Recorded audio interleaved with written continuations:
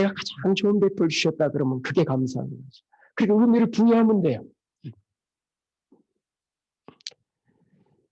행복은 저절로 와지는 게 아니라 의미를 부여하고 그렇게 생각하면 그리고 그렇게 믿으면 행복해지기 시작해요.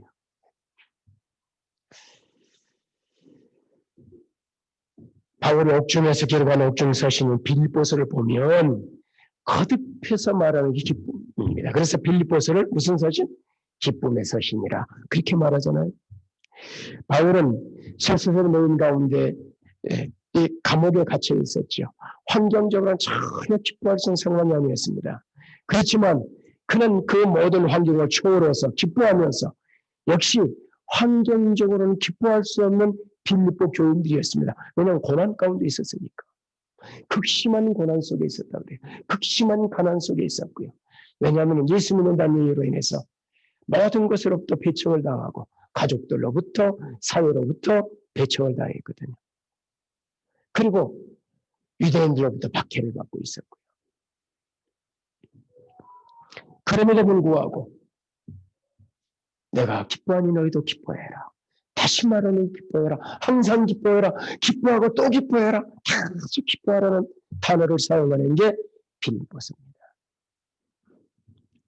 그리고 데살로니가 역시 마찬가지였습니다. 데살로니가도 극심한 혼란 속에 있었습니다. 그럼에도 불구하고 항상 기뻐하라. 쉬지 말고 기도하라. 범사에 감사하라. 이런 그리스도 예수 안에서 너희를 향하신 무엇이다? 하나님의 뜻이다. 동일해요. 하나님의 뜻입니다. 우리가 기뻐하며 사는 거예요. 우리가 사는 이 땅에 기뻐할 일이 별로 없지만 그러나 하늘을 보면 예수 안에서 기뻐할 일이 가득한 것이에요. 이 빌립보서와 데살로니가서는 사실 빌립보 교인과 데살로니가 교인들에게만 주어지는 말씀이 아니라 오늘 이 시대를 사는 우리에게도 동일하게 주어지는 말씀입니다. 아멘. 특별히 코로나로 고통당하는 극심한 이때에도 동일한 말씀이에요. 기쁨은 곧 행복입니다. 이 땅의 모든 사람들은 이 기쁨, 이 행복을 추구하며 살고 있습니다. 모두가 다 행복하기를 원해요. 신자들에 의해서 다르지 않습니다. 신자들도 행복한 가정생활, 행복한 직장생활, 행복한 사회생활, 행복한 교회생활, 교회생활하면서도 행복한 교회생활하는가. 그리고 한 해를 시작하면서 새해에는 지난 한 해 동안 모든 어둠을 털어내고 새해는 정말 행복하게 살고 싶다는 그런 소망을 가지고 이 새해를 시작하지 않습니까? 저는 오늘 이 본문을 통해서 금년 한 해만이 아니라 평생을 어떻게 하면 행복하게 살 수 있는가? 말씀해 주시는 이 비결을 말씀을 드리려고 합니다. 굉장히 중요하죠. 잘 집중해서 들으시면 좋겠어요.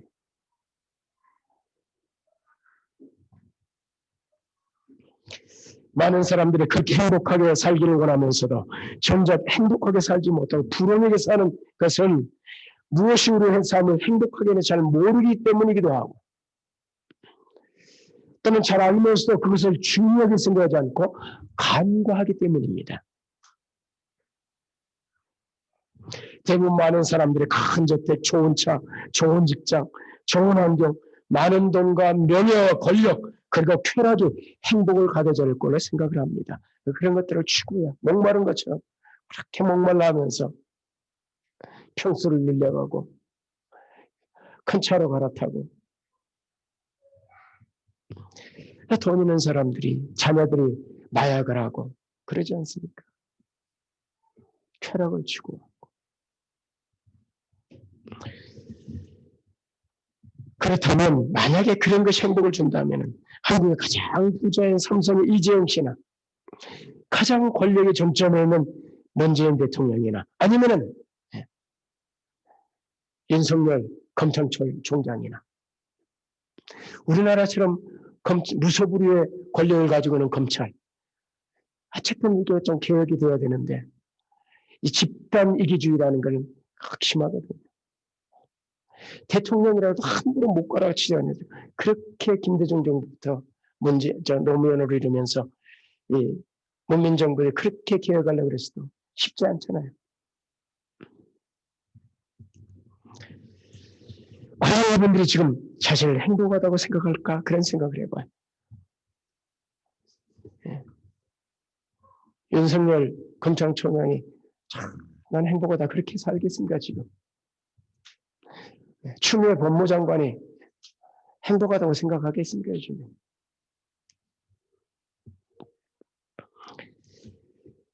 사실 세계 여론의 행복지수를 조사해 보면 어느 나라의 행복지수가 높은지 여러분 알잖아요. 아마 오래전 조사, 한 2014년, 15년 전 조사한 결과 같은데, 예. 세계에서 가장 행복지수가 높은 나라가 97%를 받은 부탄이라는 나라였더라고요. 부탄, 불교국가지요. 대한민국 민족의 3분의 1, 인구 75만, 1인당 국민수 약 3,000달러.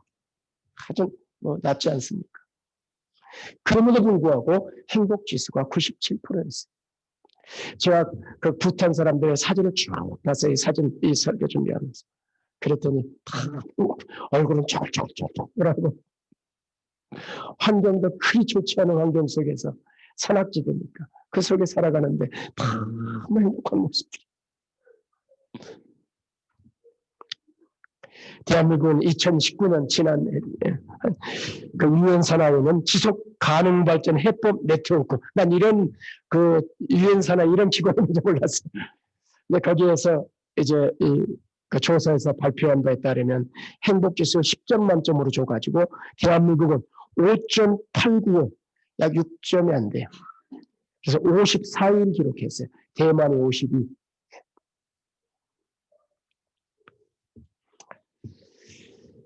당장 멕시코 사람들과 한국 사람을 비교하면 누가 더 행복지수가 높아요? 멕시코 사람들이 훨씬 더 행복지수가 높잖아요. 결코 돈과 권력과 쾌락과 이러한 것들이 행복을 가지지 못하는 것을 여실히 보여주고 있지요. 그렇다면 무엇이 행복을 가져다 줍니까? 뭘까요? 그것이 바로 관계입니다. 인간은 하나님께서 관계적인 존재로, 그걸 사회적인 존재라고 말하지만 관계적인 존재로 창조됐어요. 삼위 하나님이라는 얘기는 하나님의 관계적인 존재라는 이야기예요. 예. 삼위 하나님의 교제, 삼위 하나님의 관계.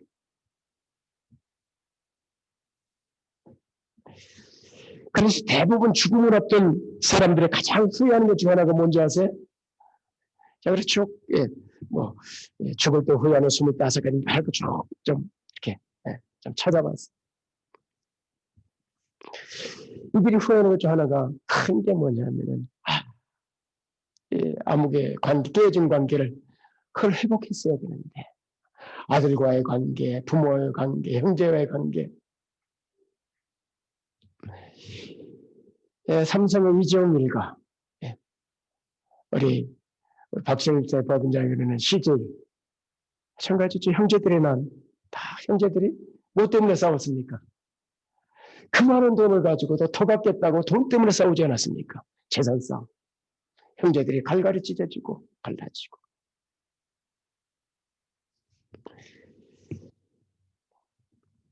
그래서 죽어가는 사람들에게 마지막 하루가 주어진다면 무엇을 할지는 물으면 대부분 모두가 깨어진 관계를 회복하는데 남은 시간을 보내겠다고 그렇게 이야기를 합니다. 여러분이 만약 하루만 살 수 있다면 여러분이 하루를 어떻게 쓰시겠습니까? 무엇에 쓰시겠어요? 그동안에 깨어졌던 사람들 관객이 찾아가서 용서를 빌고 용서를 받고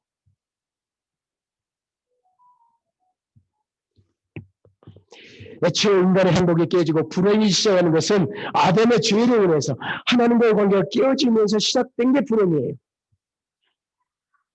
이게 행복을 잃어버리게 하는 거죠. 에덴의 행복. 신락원. 그래서 다시 복락원으로 가는 과정이죠. 예수께서 이 땅에 인간의 몸을 입고 오신 것은 바로 이 깨어진 관계를 회복하기 위해서 화목제물로 오시는 것이죠. 화목제물. 대속 제물, 화해시키기 위해서, 하나님과 인간 사이의 관계를 회복시키기 위해서. 그래서 구원이란 무엇인가? 구원은 곧 회복이에요. 관계 회복, 하나님과의 깨어진 관계 회복이요. 더불어서 인간과 인간 사이에 깨어졌던 관계를 회복하는 거예요. 더 나아가서는 자연과 깨어졌던 관계까지도 회복하는 것이요. 그래서 그리스도인은 자연에 대한 책임을 지는 것이에요. 많은 그리스도인이 환경에 관심을 갖고 환경을 살리는 일에 관심을 갖고 살지 않습니까? 왜냐하면 그게 그리스도인에게 주어진 회복해야 될 책임들이 주어지기 때문에. 하나님과의 관계를 회복한 사람들은 사람과 사람 사이의 관계를 회복하고, 그리고 더불어서 세상과 더불어서 사회와 더불어서 자연과 더불어서 회복하고자 하는 이 문화적인 명령이 주어지는 것이죠.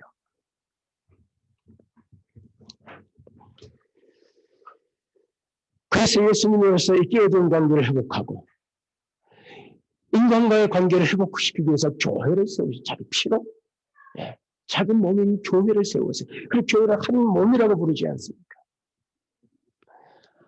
그리스도의 공동체를 세우세요. 하나 되는 공동체, 모든 인간들이 깨어진 관계 속에서 형제와 자매로 맺어지는, 그리스도의 피로 맺어지는 한 몸이 되도록, 한 형제가 되도록. 그래서 그분을 피 흘려 자신의 지저 교회를 세우시고 피 흘려 교회를 세우신 것입니다. 교회는 세례 공동체요, 신앙 고백의 공동체요, 그리고 한 몸 일을 이루는 공동체인 것입니다. 그래서 하나님 말씀 로마서는 이렇게 말씀합니다. 로마서 12장 읽지 않을 겁니다. 그래서 몇 구절만. 너희는 이 세대를 본받지 말고 오직 마음을 새롭게 함으로 변화를 받아 하나님은 선하시고 기뻐하시고 온전한 뜻이 뭘 분별해라. 하나님의 선하신 뜻, 기뻐하시고 온전하신 뜻, 그게 뭐냐? 아주 이야기를 해갑니다. 5절 이와 같이 우리 많은 사람이 그리스도는 한 몸이 되어 서로 지체가 됐다. 서로 지체. 10절은 형제를, 성제를 사랑하여 서로 우애하고 존경하기를 서로 먼저 하며 18절 같이 읽읍시다. 시작. 할 수 있거든. 너희로서는 모든 사랑과 더불어 어떻게 하라? 모든 사랑과 더불어 화목하라. 그래서 존 스타트는 이 로마서를 강의하면서 할 수 있거든, 그게 어렵다는 이야기를 의미한다. 그렇게 설명하고 있어요. 어렵지만 너희로서는 모든 사람과 더불어서 화목해야 된다. 그래서 성경은 우리를 화목의 사신으로 우리를 부르셨다, 그렇게 말씀하지 않습니까? 그리고 지하선 잠언도 무엇이 행복인지 말씀합니다. 잠언 10장에 이제 마른 떡 한 조각만 있고도 화목하는 것이 우리 집에 가득하고 다투는 것보다 나으니라. 재산이나 재물이 아니라 화목이 행복이다. 그렇게 말씀하고 있는 것이죠. 그래서 화목이 곧 행복이다, 그런 이야기. 화목의 반대가 뭡니까? 불화 아닙니까? 불화. 화목을 무슨 단어적으로 정의하지 않아도 불화, 그 반대를 정의하면 화목이 더 뚜렷해져요. 즉 불화는 깨어진 관계입니다. 이게 하나님과 우리 사이에 있었던 죄 가운데 있었던 우리의 모습이죠. 하나님과 불화 관계에서 진노 가운데 있었어요. 그렇다면 화목은 무엇입니까?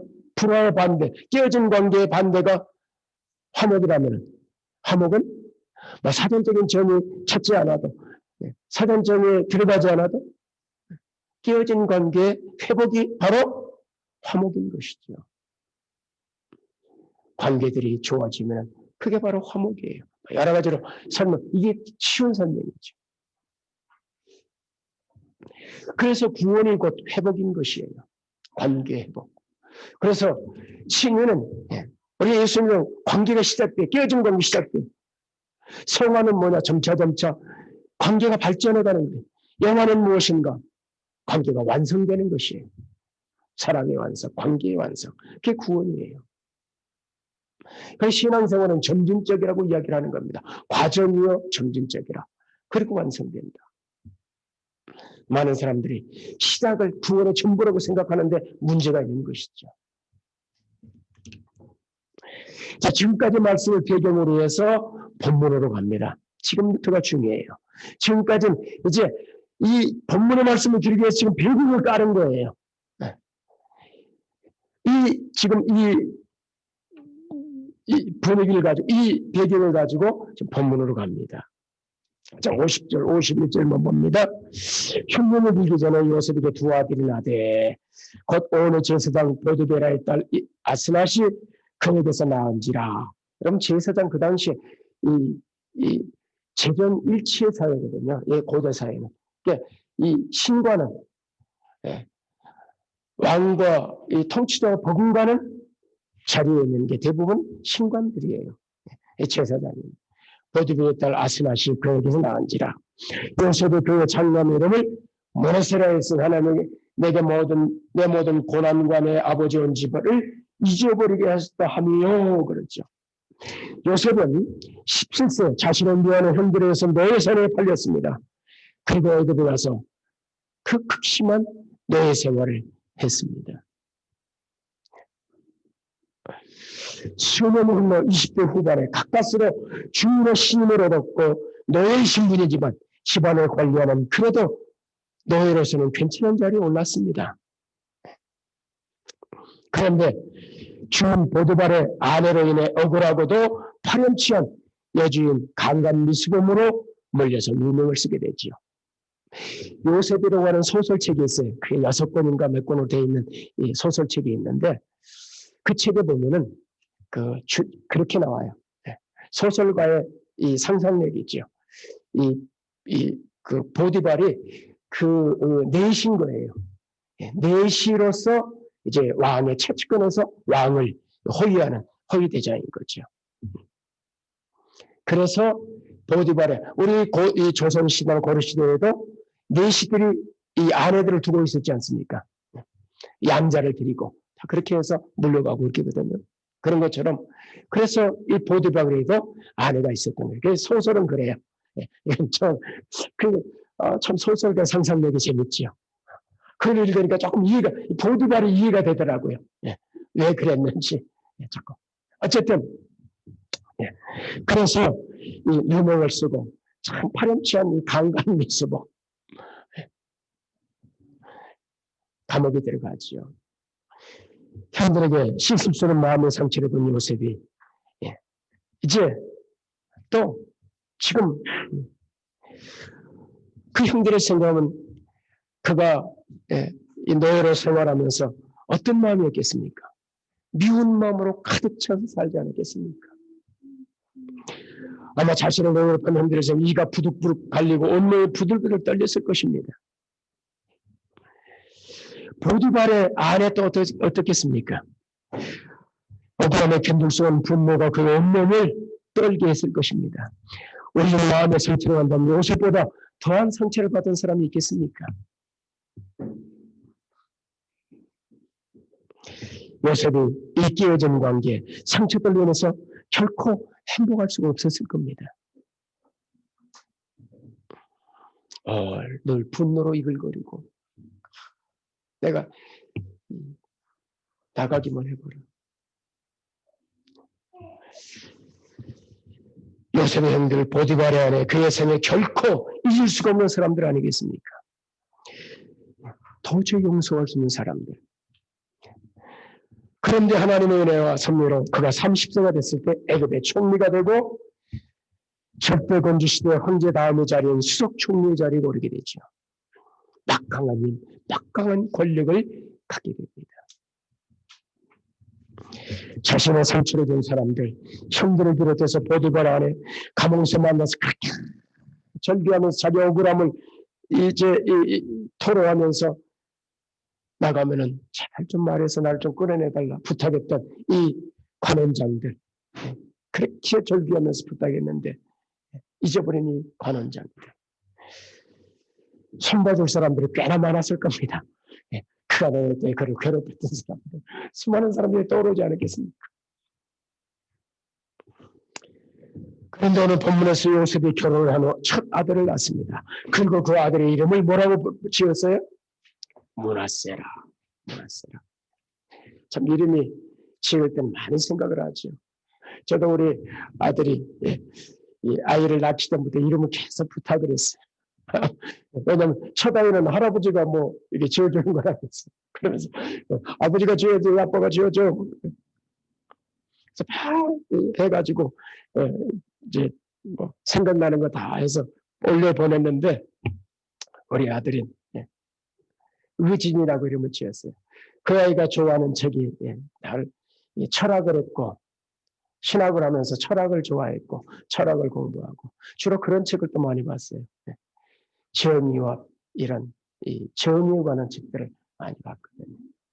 그래서 이 외국인 근로자 사무소에 가서 20만 원 받고 봉사도 하고 그러면서 그러다가 이제 결혼을 했으니까 의롭고 진실이라 의진이라고. 그래서 좀 이름이 어렵지 않냐. 그런데도 그냥 아주 좋겠다. 의미가 있는 것이죠. 이름을 짓.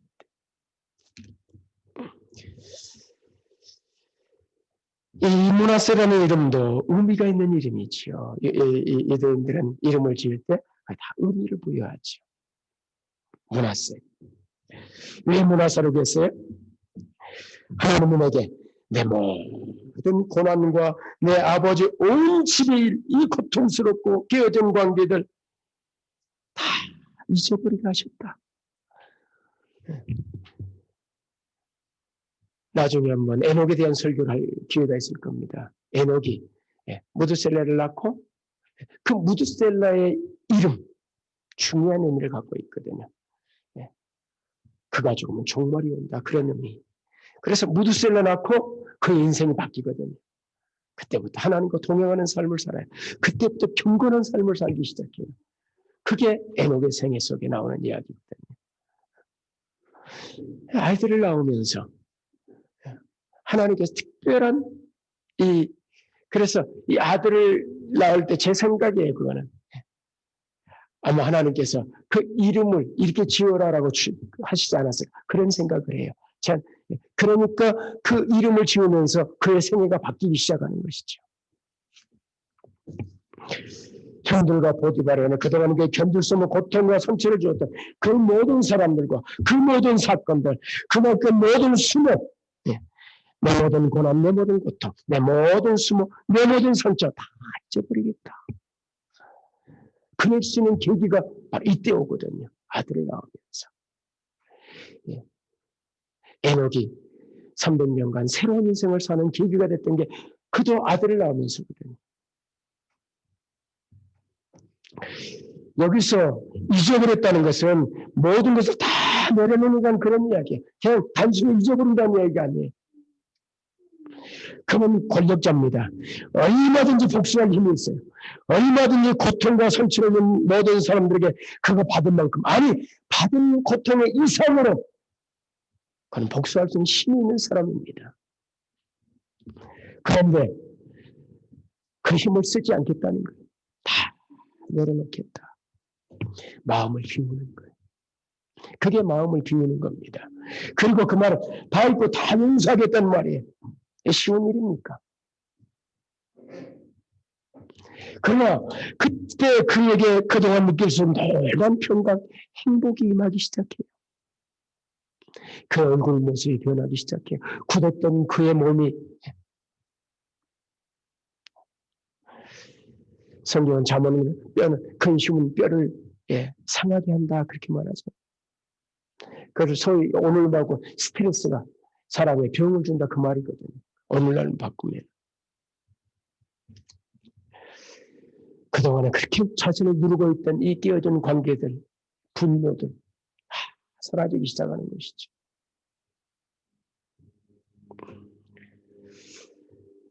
지금 요셉이 아들을 낳고 다 있게 또 그래서 그 아들 이름을 므낫세라고 지었다면 그 이전에는 지금 어떻단 이야기? 지금 이때 비로소 다 잊겠다 그랬으니까 그 이전에는 못 잊었다는 이야기 아닙니까? 결코 지울 수 없는 상처, 잊을 수가 없는.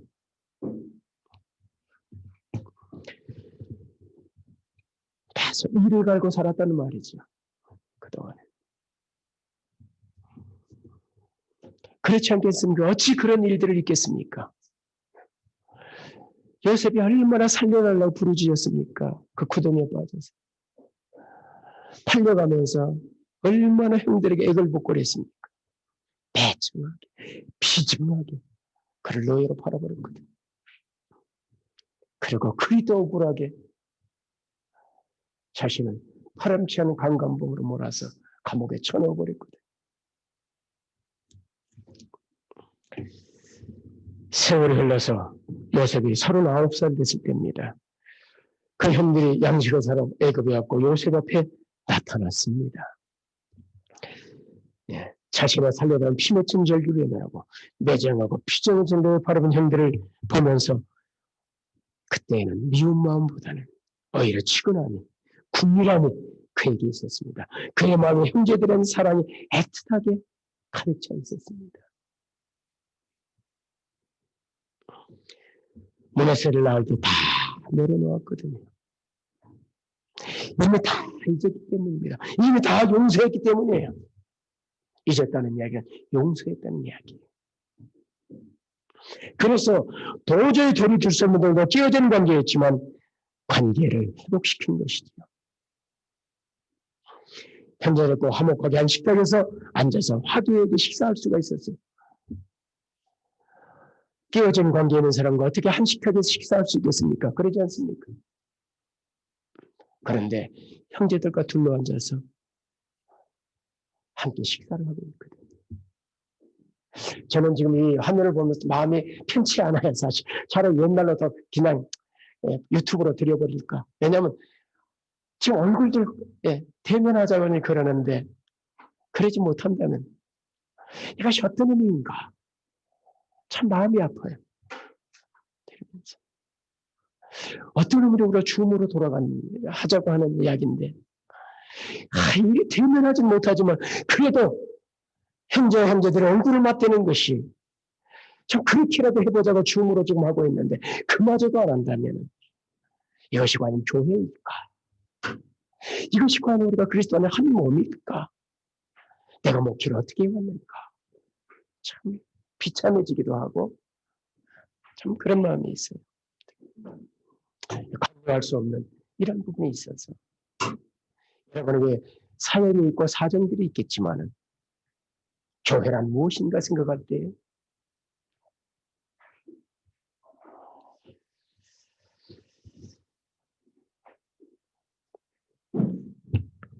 그래서 형제들과 화목에 앉아서 식사할 수 있는 이 관계 요셉은 행복했어요. 형제들과 식사하면서 이랬던 행복을 되찾았어요. 깨어진 관계를 회복했거든요. 이제 화목해졌거든요. 불화해서 화목으로 돌아왔거든요. 우리가 왜 행복합니까? 하나님과의 깨진 관계가 회복됐기 때문에 행복한 것입니다. 천국은 그러한 것 아닙니까? 그러므로 해서 천국에 모이는 이 교회는 모든 깨어진 관계들을 회복시키는 잔이 되는 것이 교회가 아니겠습니까? 그런데 교회들이 불화하고 교인들이 불화하고 그것은 마음에 담아 상처가 담아둔 거 그것을 내려놓지 않으려고 그러고 그런다면 과연 행복한가? 거기에 천국이 임하고 있는가? 예수님께서 천국이 가까이 왔다. 천국은 진노하는 자의 것입니다. 이 말 굉장히 중요한 말이에요.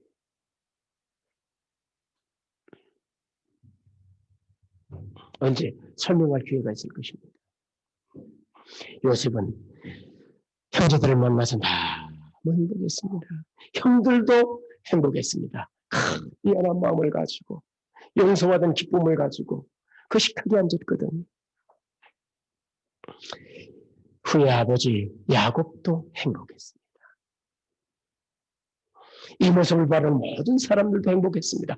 교회는 이 행복을 보여주고 이 행복을 전하는 게 그래서 복음 아닙니까? 복을 전하는 게 그런데 우리를 복의 통로로 삼으시지 않았습니까? 과연 우리의 모습이 이 행복을 전해주고 있는가? 우리 교회는 행복을 보여주고 있는가? 만약 요셉이 잊지 못하고 형들에게 복수를 했다면 그 일생이 어떻게 했습니까? 행복했겠습니까? 복수하고 난 뒤에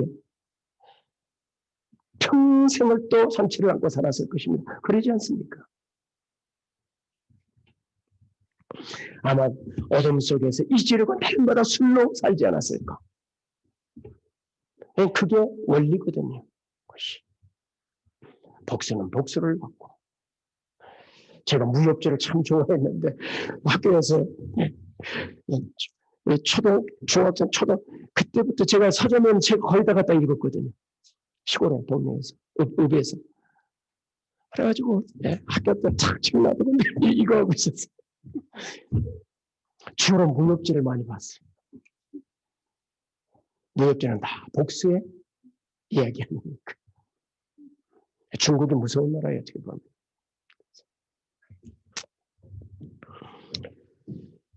다 잊어야 합니다. 다 내려놔야 돼요. 마음을 열어야 돼요. 용서해. 그러면 관계가 회복됩니다. 그러면 행복해지기 시작합니다. 그러기 전에는 결코 행복은 없습니다. 그런데 문제는 어떻게 요셉이 이게 가능했는가? 이 잊어버림이 가능했는가? 이 용서가 어떻게 가능했는가? 요셉은 그것을 하나님이 복 주셨다. 하나님의 은혜라고 해요. 자, 보세요. 본문에 하나님이 내게 내 모든 고난과 내 아버지의 온 집을 잊어버리게 하셨다. 그래요. 누가? 하나님이.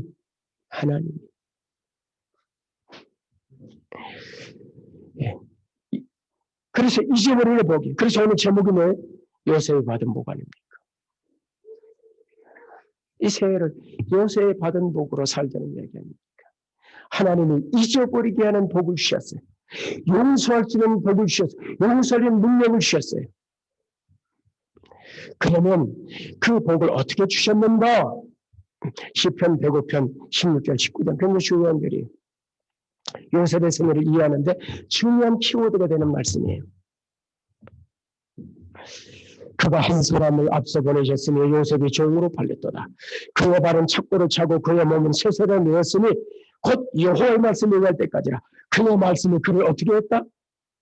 그를 단련했다. 무엇이? 말씀이. 하나님의 말씀이 그의 마음을 단련했어요. 그의 마음을 두드렸어요.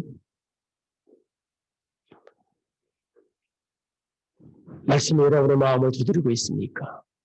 마음을 여러분의 마음에 새기고 있습니까? 그 말씀이 여러분의 삶의 삶으로 적용되고 있습니까? 신자의 삶이라는 것은 말씀을 따라 살아가는 것이에요. 내 기분, 내 느낌, 내 감정을 따라 사는 게 아니라 말씀에 이해하는 삶이 신자의 삶인 것이죠. 하나님의 말씀입니다. 하나님의 말씀을 그를 단련했습니다. 하나님 이것의 말씀이 하나님 오늘 우리에게 주시는 말씀이에요. 이 말씀으로 우리를 단련하라는 거예요. 이 말씀으로 우리의 삶을 갈아엎으라는 이야기입니다. 로마서 12장 보세요.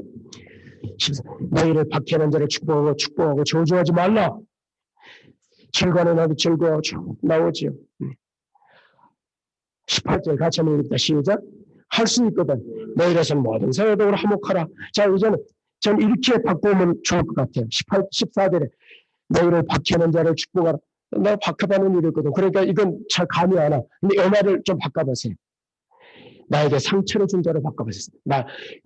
너희를 박해하는 자를, 나에게 상처를 준 자를 축복을 줘야 이렇게 좀 바꿔서 읽어보세요. 자, 그렇게 읽어봅시다. 14절 시작.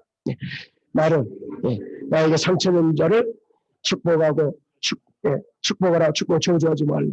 조금 더 감이 달라지죠. 그리고 18절의 말씀도 좀 바꿔봅시다. 거기 할 수 있거든 모든 것들과 화목하라. 그 말을 나에게 상처 준 그와 더불어 화목하라. 그렇게 바꿔보세요. 그렇게 하고 읽어보세요. 한번 읽어봅시다. 시작. 할 수 있거든 나에게 상처 준 그와 더불어 화목하라. 이 말씀 받으시겠습니까?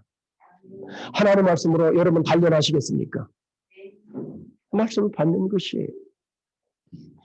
그걸 순종이라 그럽니다. 그래 순종이 어려운 것이죠. 요셉은 순종했어요. 그리고 내가 있다고 하죠. 하나님이 은혜 주셨다. 이게 성령의 역사예요. 그것이. 신자들에게 그 말씀을 따라 살 수 있는 능력을 누가 주십니까? 성령님이 주시고. 우리는 무엇을 기도합니까? 성령님 도와주세요. 깨어진 관계를 내가 용서할 수 있도록 내가 마음을 열어서 도와주세요. 이게 우리의 기도 아닙니까?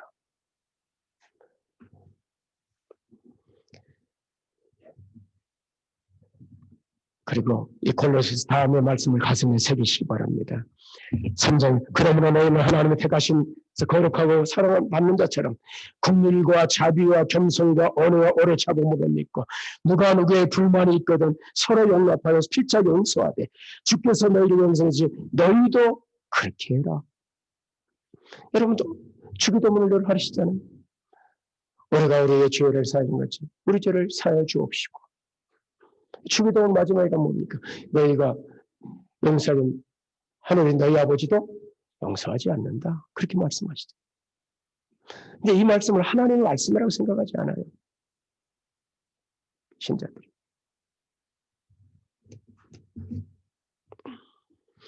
자, 이제 새해를 시작하면서 하나님이 요셉에 주신 아들 문하세의 복으로 새해를 시작하기 원합니다. 잊지 하시는 은혜, 다 시점 내려놓는 은혜, 모든 것을 다 용서하는 용서의 은혜가 저와 여러분에게 임하기를 축원합니다. 이제 말씀을 읽고 좀 마치겠습니다. 잠언 10장입니다. 미움은 다툼을 좀 사랑은 모든 허물을 가리우느니라. 베드로 4장 8절 무엇보다 뜨겁게 서로 사랑할지니 사랑은 허다한 죄를 덮느니라. 골로새 3장 읽었던 말씀이죠. 그러므로 너희는 하나님이 택하시어 거룩하고 사랑받는 지처럼 긍휼과 자비와 겸손과 오래 참음과 언어와 오래 참음으로 믿고 누가 누구의 불만이 있거든 서로 용납하여 서로 피차 용서하되 주께서 너희를 용서하지 너희도 그리하고. 기도하겠습니다. 하나님, 새로 한 해를 시작하기 원합니다. 요셉에게 주신 복으로 이 한 해를 시작하기 원합니다. 하나님, 은혜 주시기를 원합니다. 우리가 행복을 원합니다. 회복 없이, 끼어진 관계의 회복 없이, 화목함이 없이 행복은 없습니다. 우리에게 행복을 주시려고 예수님이 이 땅에 오셨습니다. 하나님과 우리 사이에 끼어진 관계를 회복시키시고 사람과 사람 사이의 관계에 깨진 관계를 회복시키라고 교회를 세우셨습니다.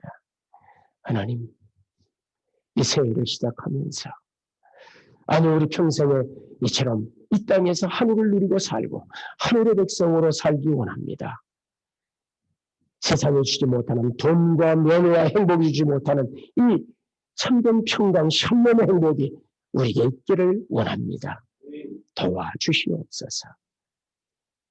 우리에게 복된 출발을 하게 하시니 감사합니다. 말씀으로 달려나는 한 해, 이 말씀 하나님의 말씀을 받는 이 한 해가 되도록 인도해 주옵소서. 예수님의 귀하신 이름으로 감사하며 기도하옵나이다. 아멘. 552장입니다.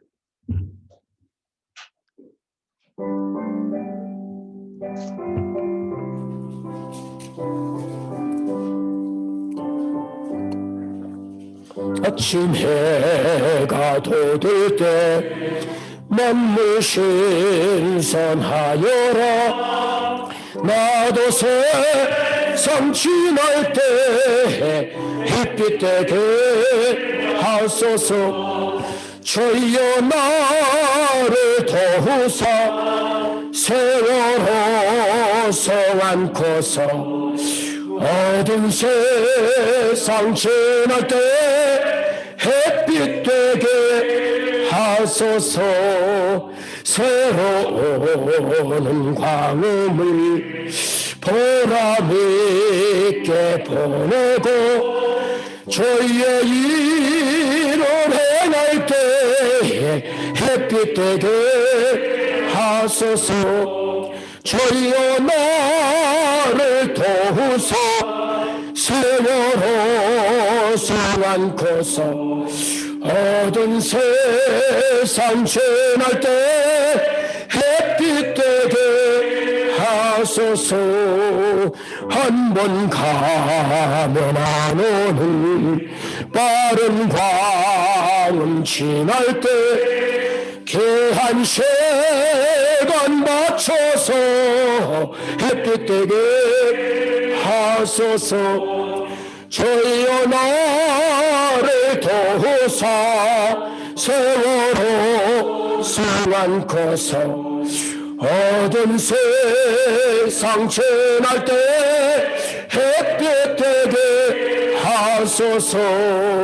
밤낮주를 위하여 몸과 마음을 드리고 주의 사랑 나타내 햇빛 되게 하소서. 주여 나를 도우사 세월호 성안고서 어두운 세상 지날 때 햇빛 되게 하소서. 아멘. 교회 머리 되시는 예수 그리스도의 은혜와 이 아들 아낌없이 이 땅에 보내신 하나님 우리 아버지의 크신 사랑과 성령님의 교통하고 이루하고 충만하게 하시니 함께 모여 예배하는 사랑하는 교우들 위해 이제부터 영원토록 함께 있을지어다. 아멘.